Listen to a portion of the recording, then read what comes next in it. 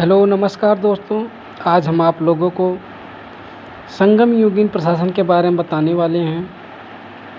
जैसा कि आप लोग देख रहे हैं, चोल चेर तथा पांड्य शासक संगम काव्य में व्यंतर अर्थात प्रधान शक्तियों के रूप में वर्णित हैं। संगम युग में वंशानुगत राजतंत्र का प्रचलन था। राजा जो है, राजा को कार्वेन, इरैवन एवं अधिराज की उपाधि धारण करता था। ऐसे पूछा जाएगा कि संगम युग में कोश से तात्पर्य क्या है। यूजीसी नेट हिस्ट्री पीजीटी में पूछा जा सकता है कि कोश से आशय क्या है।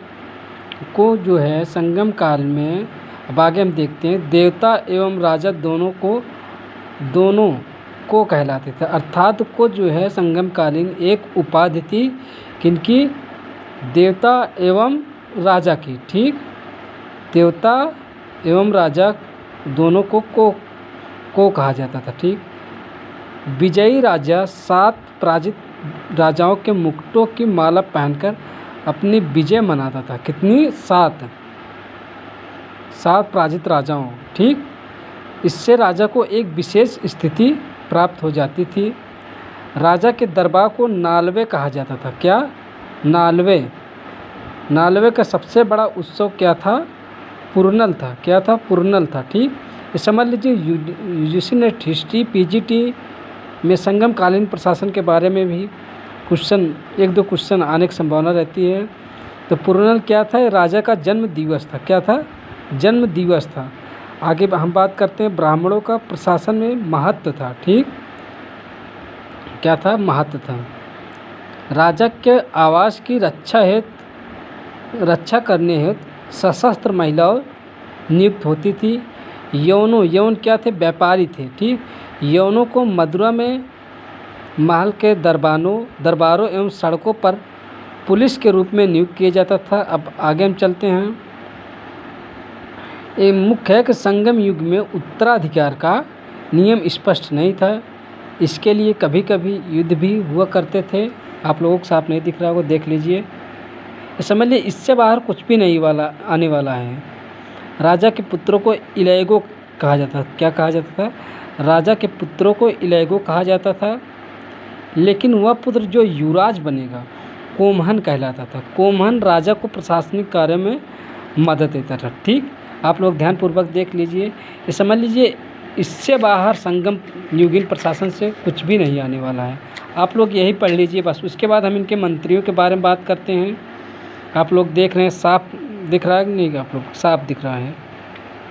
ठीक, मंत्री की बात करते हैं।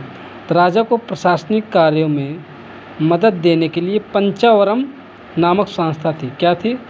पंचावरम नामक संस्था थी। इसका आशय है 5 लोगों की परिषद। ठीक, इसके निम्नलिखित सदस्य थे जो इस प्रकार हैं। जैसे अमात्यर मीन्स क्या था? संगम काल में मंत्री, पुरोहित, सेनापति, दूत को क्या बोला जाता है? दूतार एवं और रार। ऐसा पूछा जाएगा कि पूछा गया है। UGC net history PGT PCS में पूछा जा चुका है। उर्रार या वैसे तात्पर्य क्या है? उर्रार या वैसे तात्पर्य गुप्तचर है। क्या है? गुप्तचर। आप लोगों को साफ नहीं दिख रहा होगा। ठीक, आप लोग साफ दिख रहे हैं।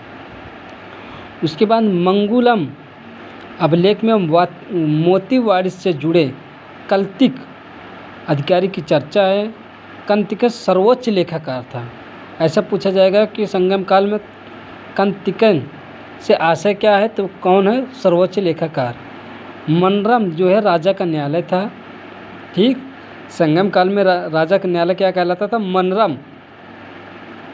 यही सबसे बड़ा न्यायालय था। ग्राम स्तर पर ग्राम पंचायत का अस्तित्व था। ठीक, उसके बाद सैन्य प्रशासन के बारे में हम बात करते हैं। आप लोग देख लीजिए ध्यानपूर्वक। संगमकालीन, सॉरी यहाँ थोड़ा मिस्टेक हो गया है, समकालीन हो गया, लेकिन संगमकालीन है ये। संगमकालीन युद्ध पद्धति का वर्णन करने वाला एकमात्र साहित्य कल्लीबेली है। या यूजीसी नेट हिस्ट्री में क्वेश्चन आया है, किस वर्ष आया है ये मुझे नहीं याद है, लेकिन ये 100% आया है। इसमें वर्णित है कि सेना चतुर्ग्रणी होती थी जिसमें पैदल, हाथी, घोड़ा एवं रथ होते थे। ठीक, रथ होते थे। रथ में घोड़े की जगह बैल लगाए जाते थे। सेना को पैदे कहा जाता था। क्या कहा जाता था? सेना को पैदे कहा जाता था। सेनापति की क्या उपाधि थी? एनाड़ी थी। युद्ध भूमि में शौर्य प्रदर्शित करने वालों को मार्या उपाधि दी जाती थी। मृत सैनिकों के सम्मान में प्रस्तर मतलब पत्थर स्तंभ खड़ा किया जाता था, जिसे नाडुकल एवं बीरगल कहा जाता था। नाडुकल एवं बीरगल से संबंधित यूपीपीसीएस में आया है। इस कीर्ति स्तंभ की देव स्वरूप पूजा की जाती थी। ठीक, आगे हम आप लोगों को दिखाते हैं सामाजिक जीवन। ठीक, संगम युगीन समाज वर्ग विभाजित था, ना कि वर्ण। ठीक, जिसे आप लोग देख रहे हैं, संगम युगीन समाज वर्ग विभाजित था, ना कि वर्ण विभाजित। लेकिन संगम कवियों को वर्ण व्यवस्था की जानकारी थी। समाज में जाति व्यवस्था का विकास नहीं हुआ था, बल्कि सामाजिक, देख लीजिए आप लोग, ध्यानपूर्वक देख लीजिए, हम आपको दिखाते हैं।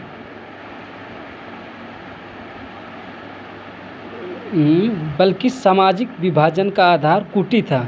अब पूछेगा यूजीसी नेट हिस्ट्री में कुटी क्या है? कुटी प्रारंभिक तमिल कृषि समाजों में संयुक्त परिवार और वंशानुगत रिश्तों पर आधारित समुदाय थे। ठीक, संगम युगीन समाज की विशेषता थी वर्ण व्यवस्था एवं दास प्रथा दोनों का अभाव। समाज 5 वर्गों में विभक्त था और समाज में वर्ग भेद था। ठीक, ब्राह्मणों को सर्वोच्च सामाजिक दर्जा प्राप्त था। आप लोग ध्यानपूर्वक देख लीजिए। ब्राह्मणों का सुड्डुम वर्ग था। संगम युग का ब्राह्मण मांस एवं मंदिर, ये समझ लीजिए बहुत मुख्य है। संगम युग का ब्राह्मण मांस एवं मदिरा का भी सेवन करता था, इसे निंदनीय नहीं समझे। बहुत महत्वपूर्ण है कि संगम काल में ब्राह्मणों को मांस एवं मदिरा का सेवन करना पड़ता था, अर्थात करते थे वो लोग, लेकिन इसे समाज में निंदनीय नहीं समझा जाता था। इसे वैदिक काल में, हालांकि ब्राह्मण मांस नहीं खाते थे, लेकिन वहाँ जो भी शूद्र खाते थे वो निंदनीय समझे जाते थे। ठीक, उसके बाद ब्राह्मण तमिल देश में सबसे पहले संगम युग में ही आए। शासक वर्ग अरसर कहा जाता था। पूछ लेगा अरसर क्या है, तो शासक वर्ग को अरसर कहा जाता था। ठीक, उसके बाद हम आप लोगों को दिखाते हैं। ठीक,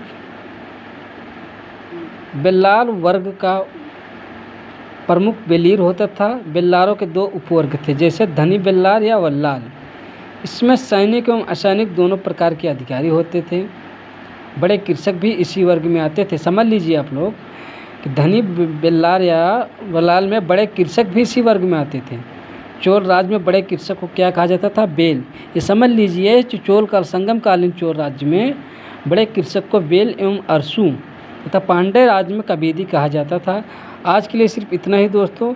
आगे हम बताएंगे महिला स्थिति, उसके बाद क्या कहते हैं आर्थिक जीवन, उसके पश्चात हम बताएंगे आपको धार्मिक जीवन, उसके पश्चात क्या कहते हैं आपका पाठ अध्याय समाप्त हो जाएगा। आज के लिए सिर्फ इतना ही। धन्यवाद दोस्तों। चैनल को ज़रूर सब्सक्राइब करिए।